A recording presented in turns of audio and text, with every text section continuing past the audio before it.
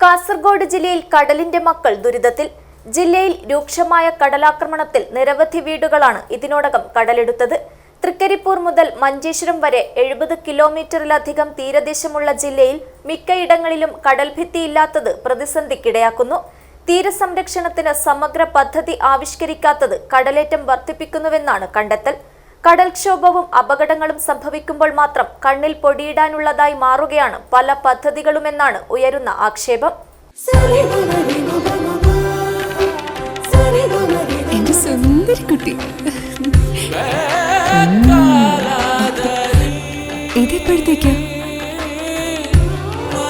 Your life, your moments.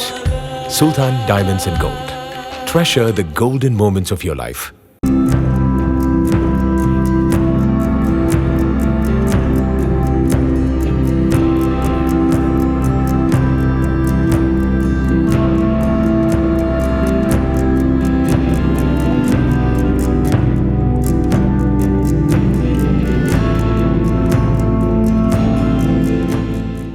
Kasaragod ജില്ലയുടെ തീരപ്രദേശങ്ങളിൽ കനത്ത മഴയെ തുടർന്ന് രൂക്ഷമായ കടൽക്ഷോഭവും കടലാക്രമണവും തുടരുകയാണ്.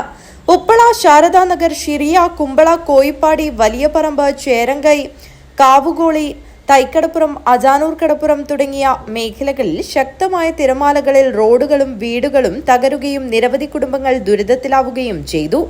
ചേരങ്കൈ, കാവുകോളി ഭാഗത്ത് 100-ലധികം മീറ്ററോളം കടൽ കരയിലേക്ക് കയറി റോഡ് പൂർണ്ണമായി തകർന്നു. 200-ലധികം കുടുംബങ്ങളുടെ യാത്രാ സൗകര്യവും നിലച്ചു.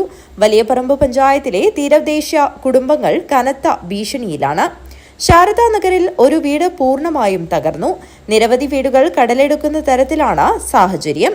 ജില്ലയിൽ കടൽക്ഷോഭവും തീരശോഷണവും പ്രതിരോധിക്കാൻ സമഗ്രമായ പദ്ധതികൾ ആസൂത്രണം ചെയ്യാത്തതാണ് കടലേറ്റം തടയാൻ സാധിക്കാത്തതെന്നാണ് ആക്ഷേപം. 70 കിലോമീറ്റർ ദൂരമുള്ള കടലോര പ്രദേശത്ത് 20 കിലോമീറ്റർ മാത്രമാണ് കടൽഭിത്തിയുള്ളത്.